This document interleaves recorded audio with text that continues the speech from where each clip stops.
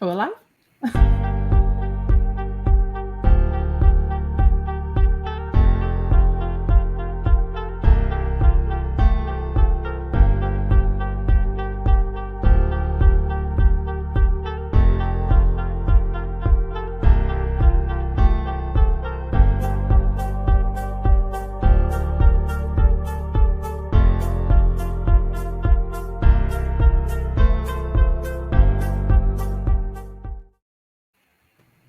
Hello. Well, hello. Welcome to Paranormal Versus with myself, Kell Ridley from the UK, and my co-host, Michael Koff from the United States of America. Today we have a special guest, Ray Savino. Did I say that right, Ray? Yes, you did. So we're going to be chatting to Ray Savino today. So we're going to jump in straight away and ask Ray what it is that he does and where he's from. Originally, I'm from New York. Born the son of a hardworking Italian and an Argentinian mother, and from there we went to Virginia, in Pennsylvania, and then I lived a little bit in Pennsylvania, and that's where I had my first paranormal experience around '93. I lived in a really small efficiency apartment, and since I didn't have a car, I was walking distance to work. So in order to get to work, you have to pass the cemetery. So Yeah. Back then, we had the old crank windows and stuff. So, I come back from work and my windows are open, or I go downstairs to do the laundry and I come back up and my TV is as loud as it can be. A lot of weird stuff was happening, and I was probably 19, 20, maybe 21. And so a lot of stuff was happening and I couldn't explain it. And that's where I saw my first shadow. Well, I didn't see the shadows. I had the bedroom door closed, and down the hallway, you could see the bedroom door. And for whatever reason, the bedroom light was on, and something made me turn to go look down the hallway, and underneath the door where the bedroom light is, you see this dark like a shadow just move underneath the door. And a lot of other stuff was happening. So a friend of mine and I decided we were going to use a Ouija board and to see if we can summon up see if we could figure out who or what might be causing this. He swears he wasn't joking around. I swear I wasn't screwing around. But we got the name of a little boy named Toby. So, of course, being at the, living right next to the cemetery, we scoured that cemetery. It's like miles and miles of just headstones and stuff. So,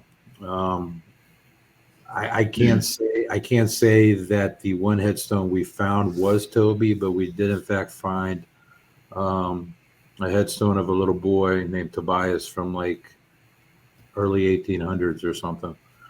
Could have been him. Could have been somebody goofing around with us on the other side.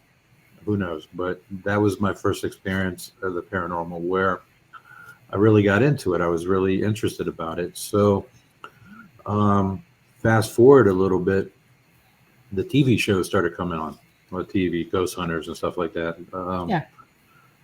Which got me really interested in it. I didn't know people actually had paranormal groups and stuff. So I was really wanting to be in a group, and I switched jobs, so I had to travel and move to another part of Virginia, where I'm going to age myself a little bit. I went on MySpace and found a paranormal group near me, and I didn't like where it was going. They prefer to play video games at home when I wanted to learn about stuff. So that's where my paranormal group was born, R.T.L. Paranormal. And we right now we have about 11 or 12 people in our group. A lot of people joined and then left and they moved or whatever. But and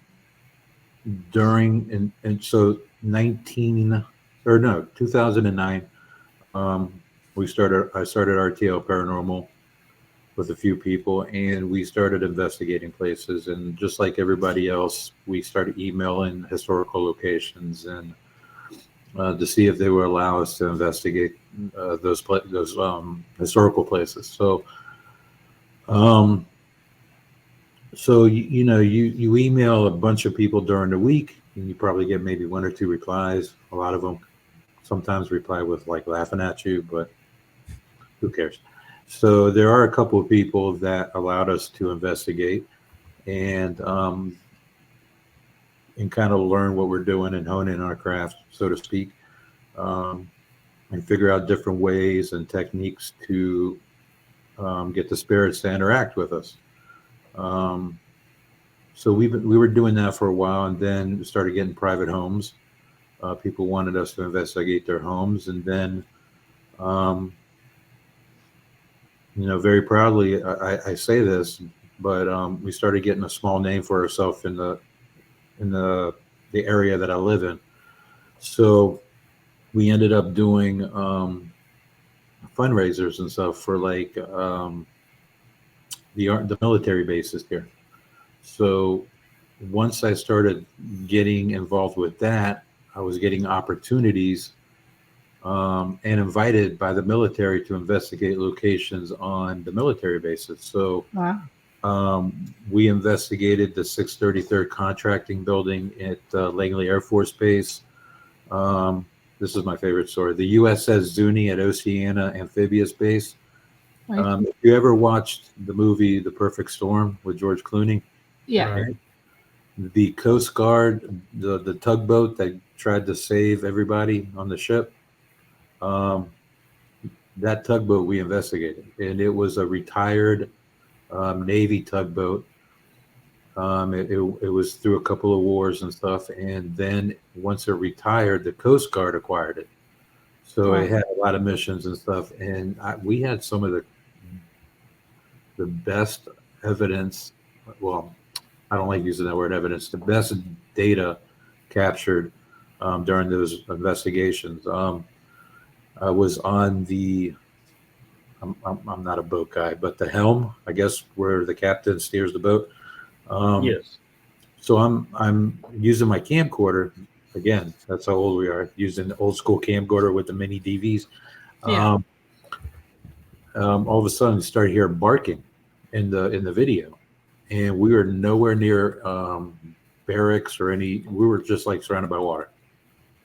Come to find out, the person that was in charge of allowing us on the boat that night also served on the boat in the military. So we come to find out that when they go on long deployments, they would bring a dog with them as a pet to keep them company and stuff. So I thought that was kind of cool. So That is cool. and stuff like that. So It is. Matthew Jones' house at Eustis Army Base as well. So then I started getting to the point where I'm really enjoying doing fundraisers. So we tried. It took a lot of money, but we wanted to do something different. So we did a 2-day event at 2 different locations and brought Daryl Marston, Mustafa Gadalari, Brian Murray, and Rochelle Stratton from Ghost Hunters to do 2 events for us. One at the Exchange Hotel in Gordonsville, Virginia, and then the other one at Beacon Theater in Hopewell, Virginia. And that's when I knew that I really enjoyed doing these kind of events. So that's kind of where Flumeri Promotions started.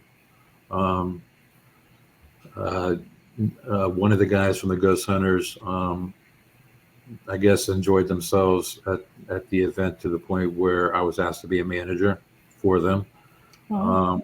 which I accepted. And so we were doing events and stuff with the guys from Ghost Hunters, and of course, as soon as I started Flumeri Promotions, COVID hit. So about a month after Flumeri started, COVID hit, and we have all these rules and regulations and stuff, but somehow we were managing to, go by the guidelines and stuff and still have a safe but fun event. And, 3 years have passed, come and go. I still do stuff with Mustafa Gadalari and Kristen Lumen. Also, I have a new set of talent now that I can't wait to get you guys to see at these events, hopefully in the near future. So, I'm looking forward to it. I'm excited, very excited. It sounds really good, that. So I got a quick question for you, Ray. Yes. What does R.T.L stand for in your name, and who came up with it? R.T.L stands for Ray the Loser. No, I'm kidding. R.T.L originally was came up. It was one of the guys from the group came up with Real Truth Learned. I really didn't like how that sounded, and also I'm not really a big fan of acronyms. I think it's kind of cheesy. I mean, no disrespect to anybody, but just me personally. I'm going to be 50. I'm going to be 52 this year. I don't need an acronym to, make it sound cute for my group. So I just decided RTL. That's it. What's it stand for? Absolutely nothing. Just leave it at that. I think it's a lot better that way. That works though. Nothing fancy about it. I'm a no frill kind of guy. I don't try to razzle dazzle people and impress people. I just leave it at RTL. We'll call it a day. Yeah, best way, man. Saves on the business cards too. Exactly. Flumeri Promotion. The name Flumeri has a better story, I guess. Me and my father. He was my hero. So, and he was born in Italy, in Flumeri, Italy, and could have stuck with Ray. He was born in Flumeri, Italy, so I just took his birthplace and just made it into a company. So he was very well respected in his community. He was a hard worker. He had respect for his employees. He had a family. He was all about family. Family was very important. And if you were a friend and a good friend, he was loyal to you and you were loyal back. You were part of the family too. And that's kind of what I try to instill at Flumeri Promotions. I'm not a business guy. I don't look at money and all that other stuff. I don't think of the people that come to the events as guests or ticket buyers. I make it a real point, and the rest of the Flumeri and RTL family will also agree that we bend over backwards at our events so that when you leave the event, not only do you leave educated, you leave happy, you have memories, but you also leave the event as if you knew us for years. And that's what I enjoy the most about these events. I don't look at a face and not remember it. And I think when you make people feel special, and you take the time to educate and have a good time with them, they're going to remember that. And not only are they going to remember it, they're going to keep coming back to your events. That's probably the most important thing for me, for them to enjoy themselves, and not only enjoy themselves, but get an education about what we do at an actual investigation. We don't sugarcoat stuff. We don't do like the TV shows where they use all this glam and stuff. We actually have the guests actually use the equipment and learn about the equipment from the people that are leading the groups. And that way, when they get so into it, they get so into it that they want to learn more and then either want to join your group or make their own group. And I think that's great because it doesn't hurt to have another group. I mean, we have paranormal groups all over the place trying to learn stuff. And I think if we could just incorporate it where people not compete or fight with one another and think that one is trying to take a spot or whatever, if they just work together, I think we could find more data that will lean toward proof of an afterlife if we just work together somehow. Unfortunately, it doesn't always work that way in the paranormal field, as you guys know. Yeah. Right. But I can say I have been on, I believe, 2 or 3 Flumeri production investigations. And how you're describing it is exactly how it was, in my opinion. Good. So I can vouch that he really does do what he's saying that they try to do. So I appreciate that, and I'm sure everybody does. Oh, thank you. I appreciate you coming. Now we got I'm to get. I'm gonna have to come over, definitely. Well, you and I already talked about that, didn't we? Yeah. Yep. All right. I'll get there eventually. Or, you could always send your team over to her. There's an idea. Great. My problem is I've got loads of locations, but my team keep dropping out. So have your people call my people. We'll do lunch. we will definitely. So, Ray, so what's your most active location that you've been to so far? There is a lot of places that I really enjoy that are active. One is up in New York. It's the Shanley Hotel. That one is probably one of my top 5. Also, the Exchange Hotel in Gordonsville, Virginia. Right. That one is incredible. We actually caught on the security cameras there during one of our events. I believe it was with Mustafa, where we were in the main house and the camera was facing outside to what we call the kitchen house. And as as I was watching the security camera, the bedroom light kept coming on and it was turning on and off. There's nobody in the house. We also in the main house we get a little girl. I think I'm gonna say this wrong, but I think her name was, if I remember correctly, it's Sarah. A little girl that calls for her mommy. That place is fun to do. Also in Texas is the Old Park Hotel in Ballinger, Texas. That one I had probably. I did an event there for another company, and I had my first experience that I can't even explain. I participated in what is called a human pendulum, and I'd never done one before.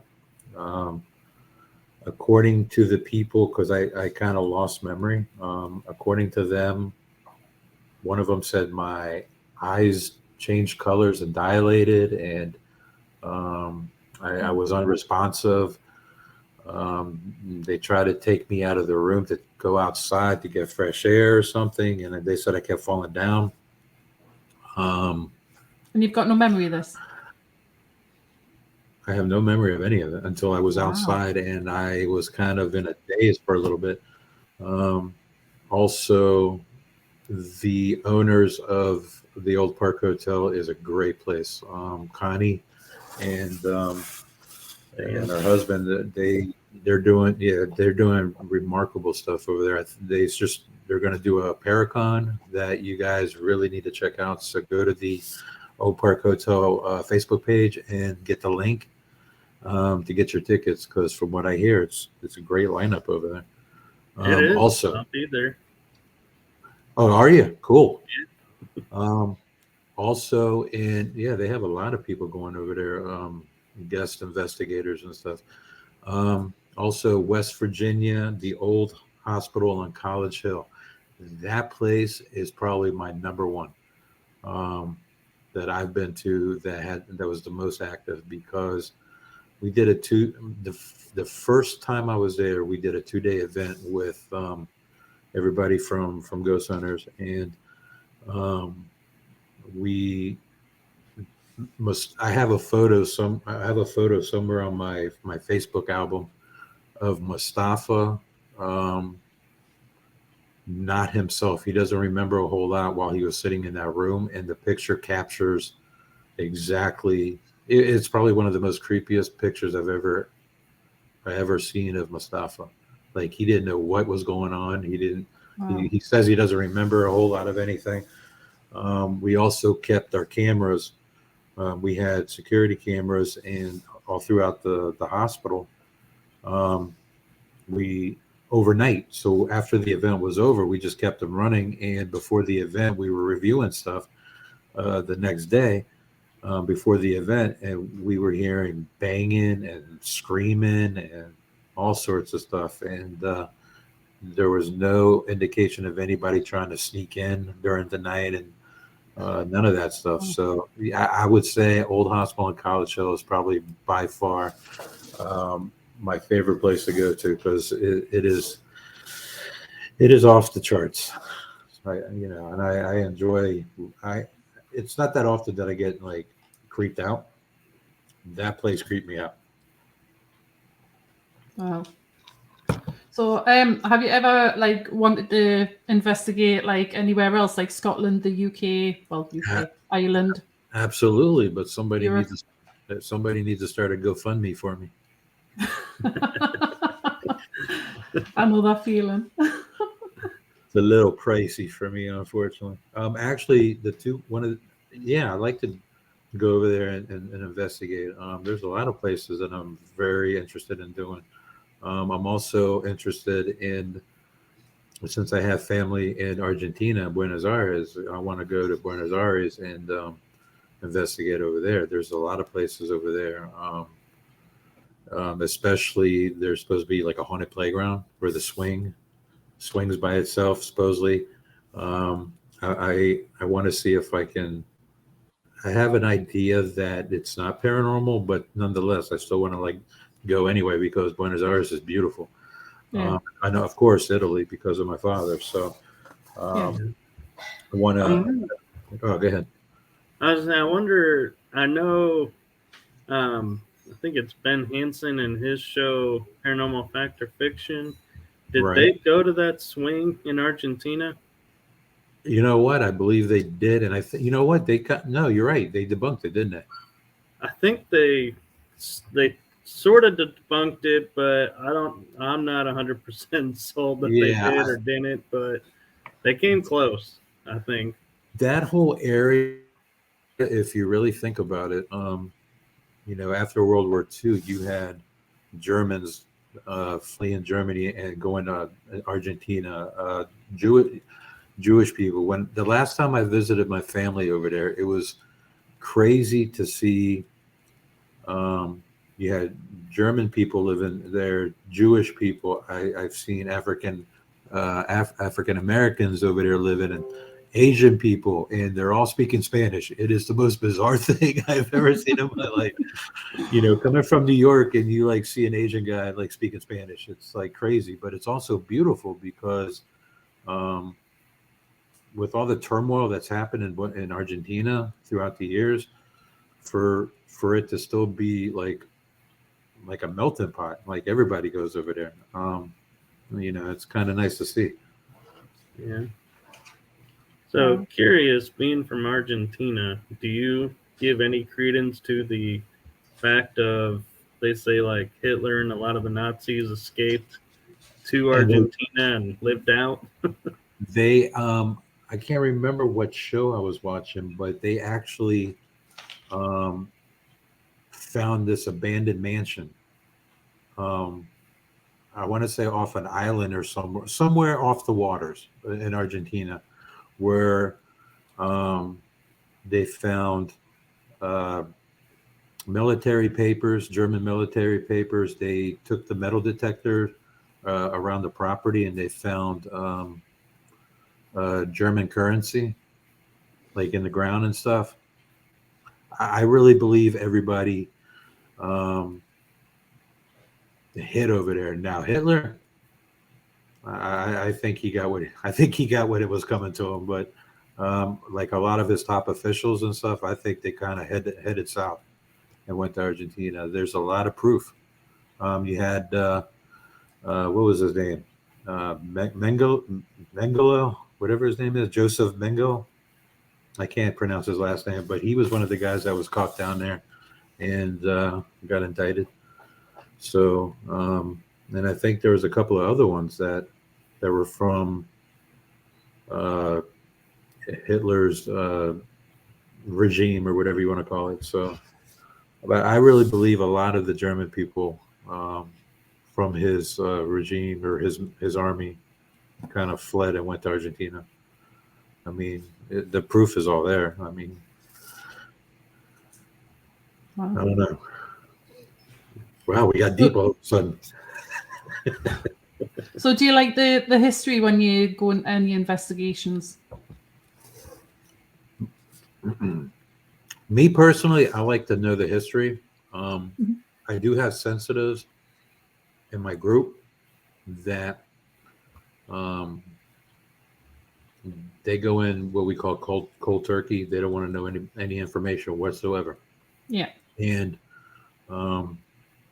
so usually what happens during a private investigation, we do what we call a walkthrough, where either I or somebody from my group that also knows the information will walk with the sensitive around and write down whatever she's getting. And then later on, after she's done with the walkthrough, we can compare our notes and see if she was, right on, or if she wasn't, and then kind of work our way from there and see what we come up with. I like knowing the history, but I don't like using the history as part of the investigation, because you really don't know, in my opinion, you really don't know what's there. I mean, it could be a historical aspect to it, but then again, it could be, other things. You have wandering spirits, you have residual, you have Native American, if depending on where you are, stuff like that. Not everything is from a certain era. It could be anything, as long as there's some sort of turmoil or strife or something specific that would cause a spirit to want to stay or get stuck there. That's true. We've got a question from Rachel Bradley. What have been your scariest experiences, and what locations? Excuse me, Ade, I'm not with it. Rachel Bradley is part of Flumeri Promotions and R.T.L. Paranormal. She tried to be sneaky. What have been my scariest experiences? And we're not including exes, right? If it was paranormal, it's got to count. It was definitely abnormal. I don't know paranormal, but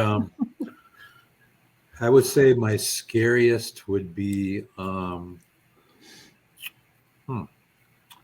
the historical church in Goochland, Virginia, where something similar happened to me that happened in Texas. I really can't explain what happened. We were doing an Estes experiment, and we were on the top floor of the jail, and I was sitting across from the person that was actually doing the experiment. I was just observing, kind of checking the surroundings and stuff while he was doing it. So I was completely quiet. And next thing I know, I'm outside again.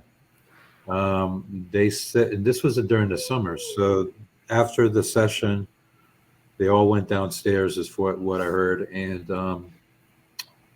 everybody was like, "Where's Ray?"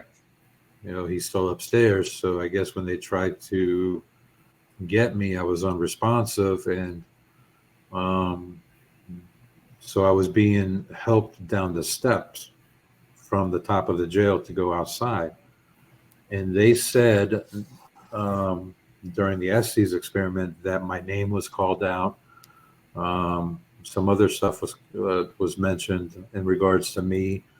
So as I was coming down, they said I looked like a prisoner that was shackled around the ankles and hands, because I was walking like this and kind of walking in a way where your walking is limited because of the shackles. More of a So shuffle. yeah, shuffle. And of course, when we got outside, once again, I had to get cleansed. So that's only happened once. That's only happened twice. Once in Texas and once there. I've never had that situation before. My theory about it is, I kind of noticed as I got older, I got softer. I'm a little bit more emotional and sensitive. So I'm wondering if your aura around you kind of gets softened a little bit, where spirits can kind of take advantage of the situation. Because that never happened to me in all these years that we've been investigating before. But I have noticed that as I got older, things are happening a little bit more than they used to, or it did in the past. So who knows? Do you think that's just because of today, or do you think it's always been that way? I think it's a little bit of both, honestly. I can't really put my finger on it, and I really can't explain why I think that way, but I kind of want to say it's both. Right. So. Okay. It's the same. I've spoke to like a lot of people who's part of investigation teams, and they all seem to think that it seems to be like ramping up quite a bit compared to what it used to be years ago. There wasn't as much activity back, like when people first started doing it, compared to what there seems to be now.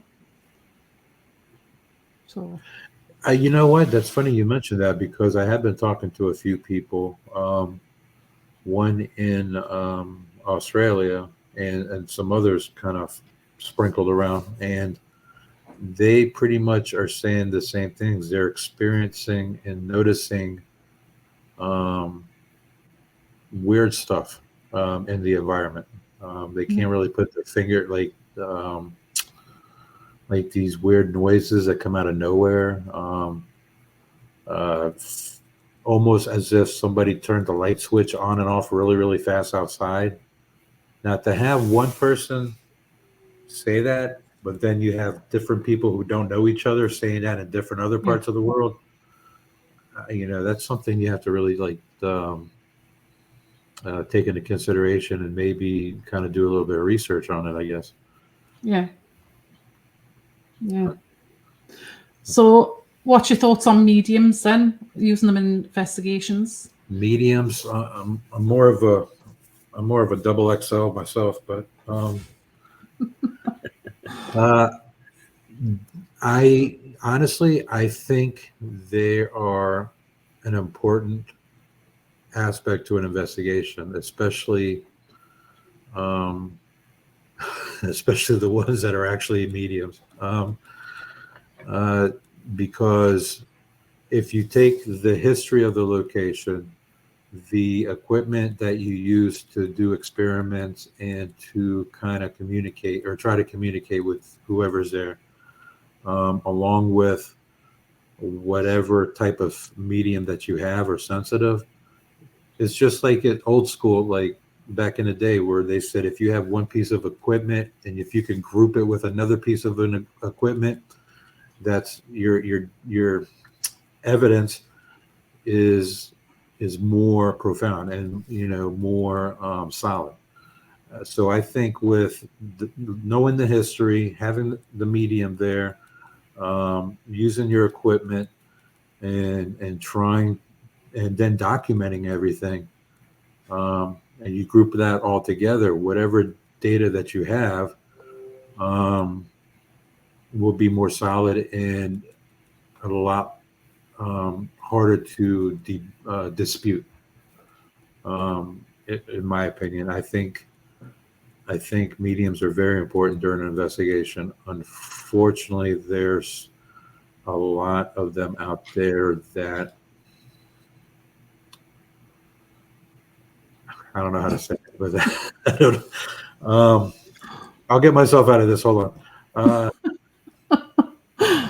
They're not as sensitive as they would like. How's that? Yeah. When you go to an event as a sensitive, and if before the event you're trying to get as much information as you can online before the event, that to me raises a little bit of suspicion, I guess. You know, or what I call cold call, where they kind of say certain phrases and stuff to get a response from somebody, and that way they take that response and they kind of figure out where to go with that response to make it look like there's somebody. So is that your doggy? Is that your dog whimpering? I heard a dog. Oh, can you hear her? I can't hear her. I've got earphones in, so I can't hear everything. It took me a second. I'm like, well, I know I ate. I know I'm not hungry. Yeah, it's either that or it's a spook in my house.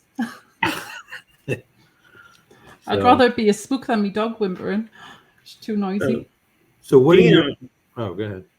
D&M made a suggestion, and I'm kind of curious. I want to turn it into a question of, have you ever tried this when you're doing the human pendulum using a ghost box? Like I said, I was a participant. I was actually, I've kind of volunteered and doing this, but so it was my first and only time doing it, but there was someone walking around the circle asking the questions, and I'm supposed to lean a certain way or whatever for yes or no. So, I mean, I guess the spirit box would be a great way of kind of, I mean, why not? I mean, the one time I did it, we never used it as far as I remember. But yeah, that's perfect. That's a good idea. Especially at Old Park Hotel in Texas, because there is so many different types of spirits there. You have the room where supposedly Bonnie and Clyde was looking out the window. You know, it was part of their hideout. They were hiding out. You have possibly wandering spirits going from between. Oh yeah, Todd Eskew. Yep, great guy. Spirits coming from in between the jail that's across the street to the hotel. Then it used to be a brothel, if I'm not mistaken. And then some other stuff is going on. There's a possibility that there might be. I don't know if they're still trying to figure this one out or not, but they found an underground tunnel that goes to like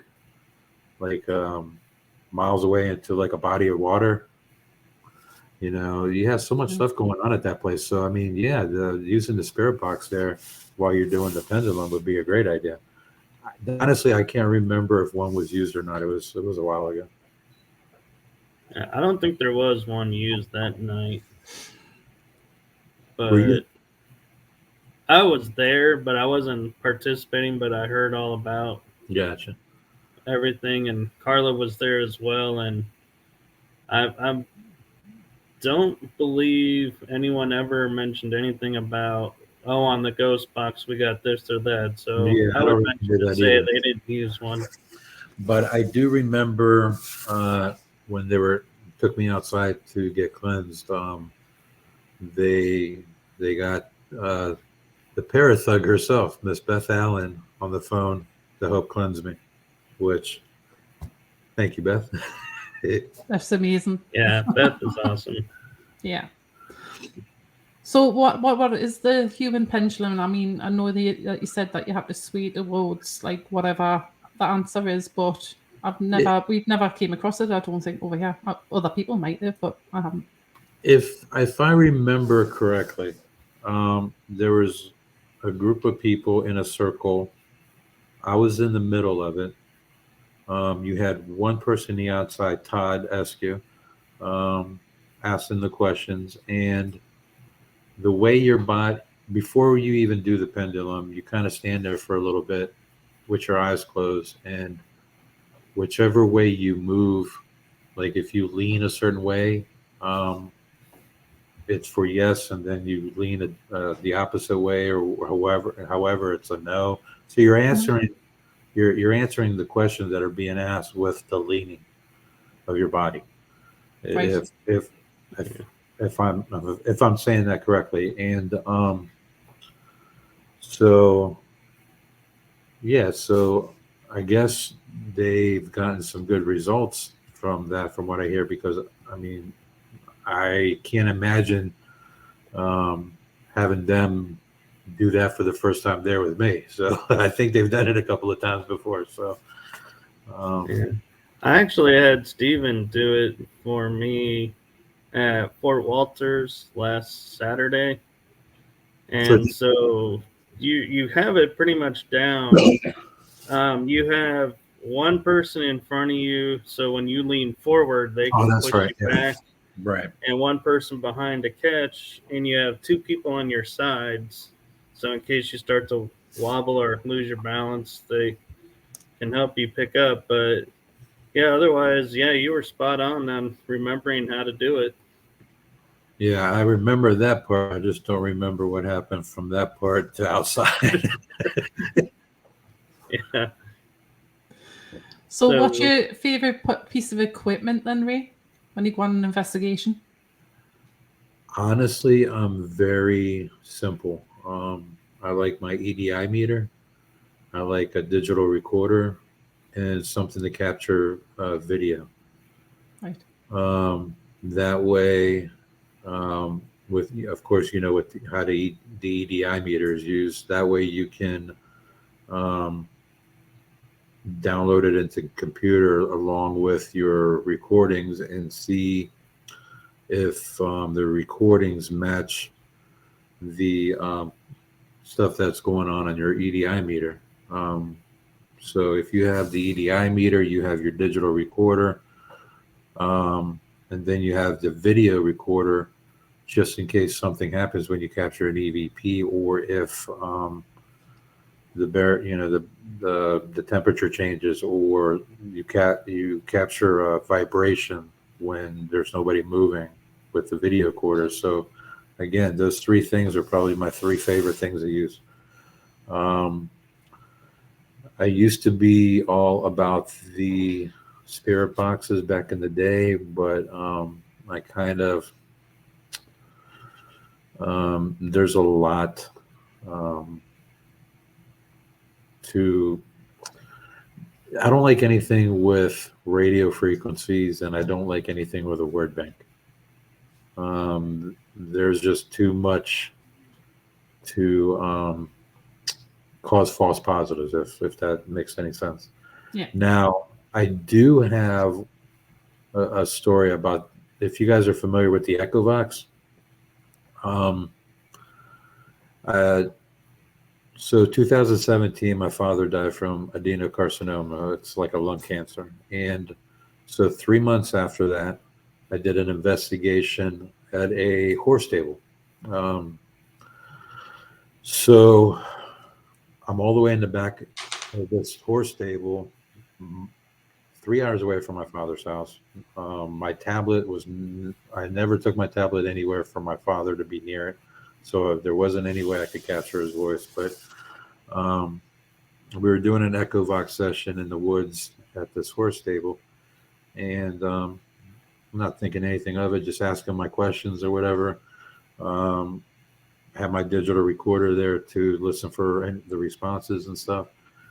A couple of days after the investigation, I started reviewing the audio, and if you are familiar with the Echo Vox, you have the female and the man kind of spitting out words or syllables and stuff. During all that, I hear my father's voice. There's no mistaking that was my father. My father has an Italian accent. It's a deep voice.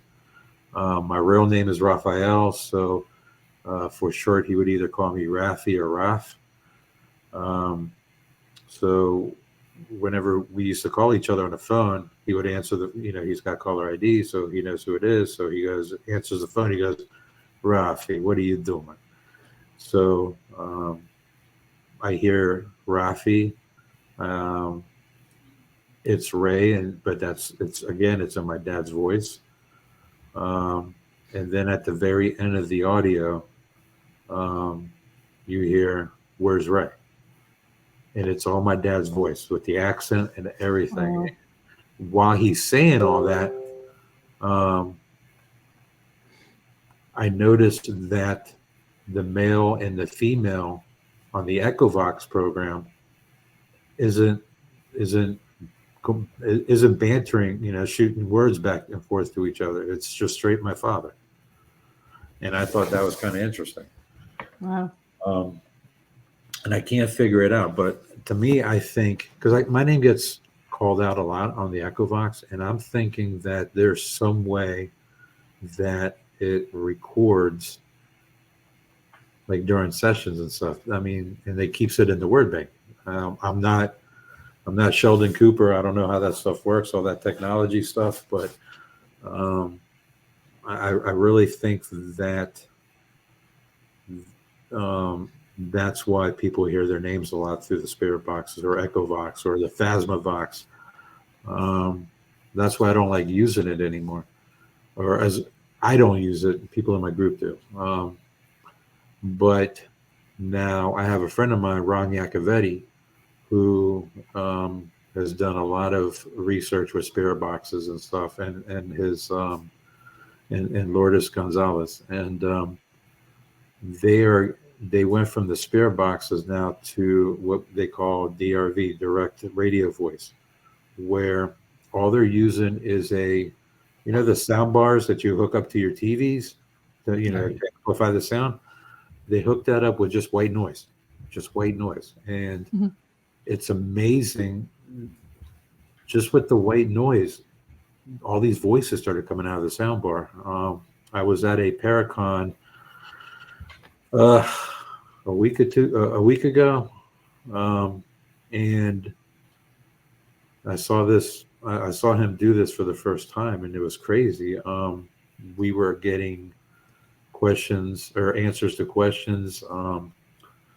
We tried to get them to say Flumeri, the word, and my name, Raphael, because Ray is pretty easy to kind of. So I said, okay, let's make it harder. Let's say, can you say my name, Raphael? And it came out. So, but it wasn't anybody's voice that was in the room. That's what was cool about it. If I'm not mistaken, it was a female voice. So now I'm all about white noise. Like I want to get myself a white noise generator and learn more about that stuff. So in the near future, hey Laura, I want to learn more about that stuff. So, and if I want to learn about it, I'm sure other people do too. So in the near future, we're going to have more events that are not just ghost hunting. There's going to be a lot more educational stuff. We're going to do speaking events where we talk about near-death experiences, talk about demonology and religion when it comes to the paranormal. Ghost hunting 101 for the beginners that are interested in learning about it because maybe they want to join a group. We used to do a lot of junior ghost hunts in the past, which I thoroughly enjoyed just because the kids that come have the same IQ as me, which is great. I mean, we get along just fine. But no, actually, the junior ghost hunting events that we did, I really enjoyed because, again, it has to do with family. What better way to bond with your kids with something that you both enjoy doing, like ghost hunting? So if you guys can bring your children, your child with you, and learn about this stuff together, now you're forming a bond with your kid. I like that. I tried that with my daughter, and she wouldn't have nothing to do with it. Well, my kid, my first, my middle son, when he was younger, he was all about going to all the ghost hunting. Then he was all about going to the ghost hunting, but sitting on his phone. Now, Dad's boring, so he doesn't, and he stays at home. But my oldest son, Nick, he's lives in Pennsylvania. He's our photographer for our events, so he goes to as many events as possible to take photography for us, and he's really into the paranormal. I think he has a little bit of the shining in him. He's got a little gift, but great kid. I mean, I love spending time with all of them. But so yeah, the junior ghost hunting, and not only do I enjoy watching the parents bond with their kids. One of my little dreams about in the future is to have a junior ghost group, a paranormal group, where they learn through the paranormal stuff that they hate learning in school. So public speaking, so you have to do client interviews. Taking notes, so you got to do research. You got to go to the library. You got to and go to all these places and get write all your history down and stuff like that. And then once they learn all this stuff, they get an opportunity to go somewhere and take all the stuff that they learned and use it. So as they get older, if they're still interested in being in a paranormal group, when they get to be young adults, now they have the experience. So yeah, that's really good. That so I'll have to sign my grandson up for that. Bring them over. Yeah, just make sure you put a bunch of holes in the box. You don't want him to pass out there. I'll just kidnap him. His mom and dad won't like it, but they've got no other option. Oh, you don't say that on Facebook. I wrote down that I took my kids out of school early. Well, no, I said I kidnapped my kids from school early, and I was in jail for 30 days. Oh my God! Even though I have pictures of me and my kids doing duck faces. Thanks, Facebook. Hi, Stephen.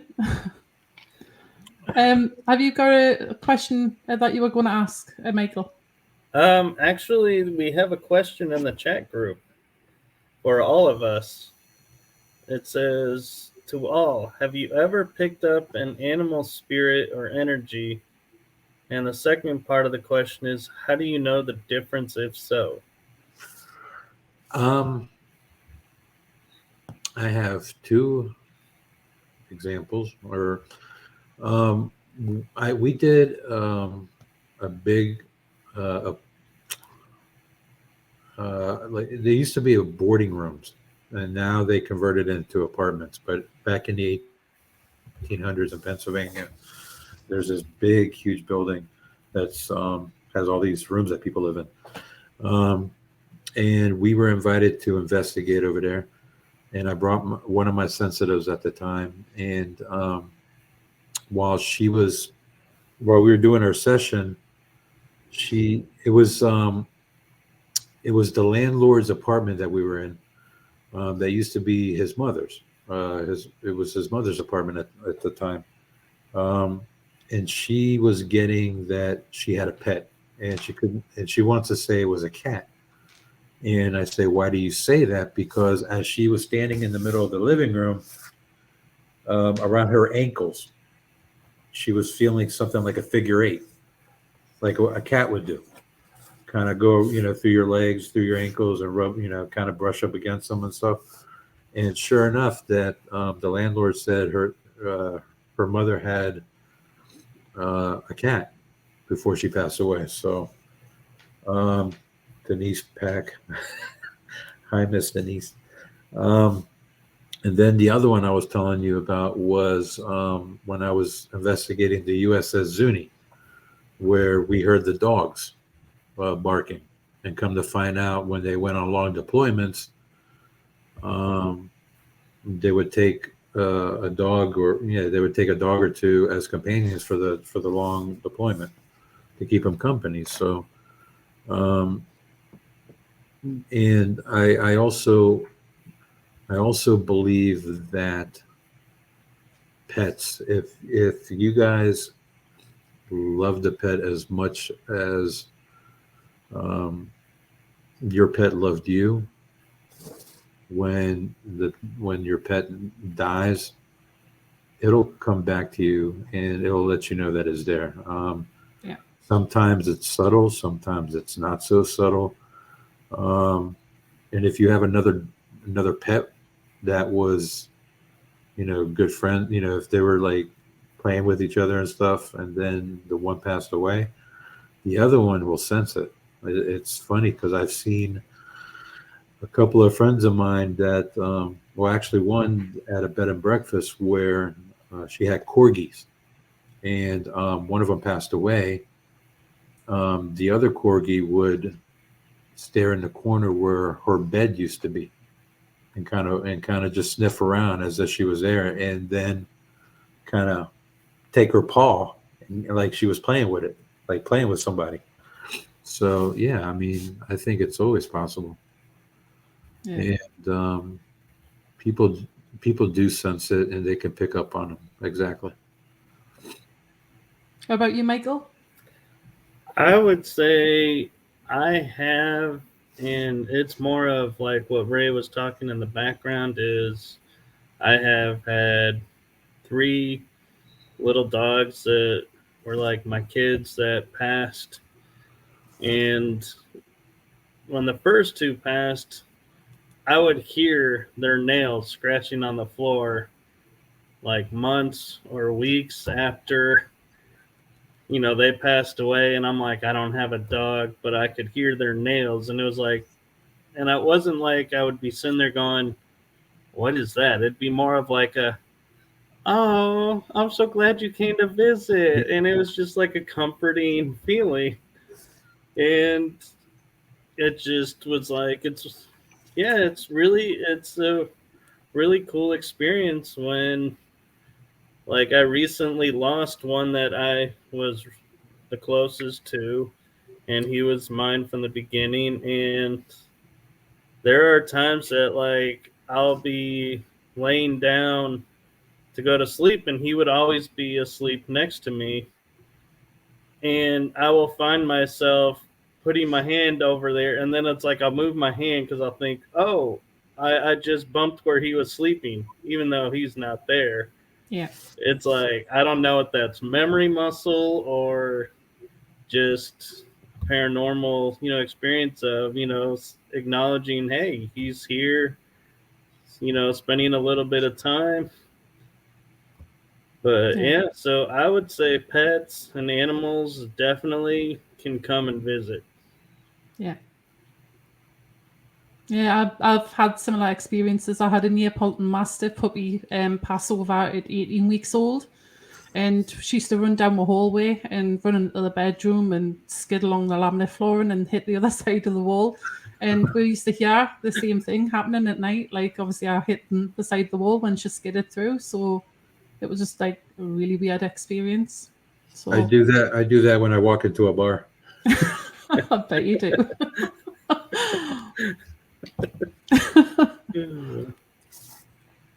I've just noticed the time there anyway. Hi, So Stephen. where would we find you if anybody needs to find you, Ray? What's your details? Right here. Not your address. If you guys want to, you guys can find me at just the R.T.L. Paranormal Facebook page, the Flumeri Promotion Facebook page, or just hit me up on my Ray Savino page. If it's if you're interested in doing an event with one of the talent that we represent, you can contact me at Flumeri Promotions at gmail.com. Cool. And I mean, I would give my phone number out, but I don't know. There's a lot of weirdos in the paranormal world. Yeah, you'll get quite a few phone calls, I can imagine. Give or take. And just to clarify, I did put the name Flumeri Promotions in the chat room. Oh, thank you. I believe I spelled it right even. You did. Very good. Well, do you want to finish off, Michael? Oh, all right. Well, thank you, Ray, for coming and sharing this hour with us. Thank you for having me. It was my pleasure. And thank you to everyone who came into the chat room. And hopefully we got everybody's questions asked and answered. And thank you all for coming. Thank you, Kell, for putting this show together and allowing me to co-host with you. Thank you. So from all of us here at Paranormal Versus, Ray, I want to take a moment and say our condolences for the loss of your father. Oh, thank you. I know that's hard. Yeah, I mean, it's been a few years, but it's still a little rough. Yeah. So go ahead. But he's always with me, so. Yeah. Yeah. I think there's comfort in knowing that. Yep. All right. Well, thank you all for coming. And if you're going out ghost hunting this weekend, stay safe, have fun, and good hunting. Take it easy. Bye. Bye-bye.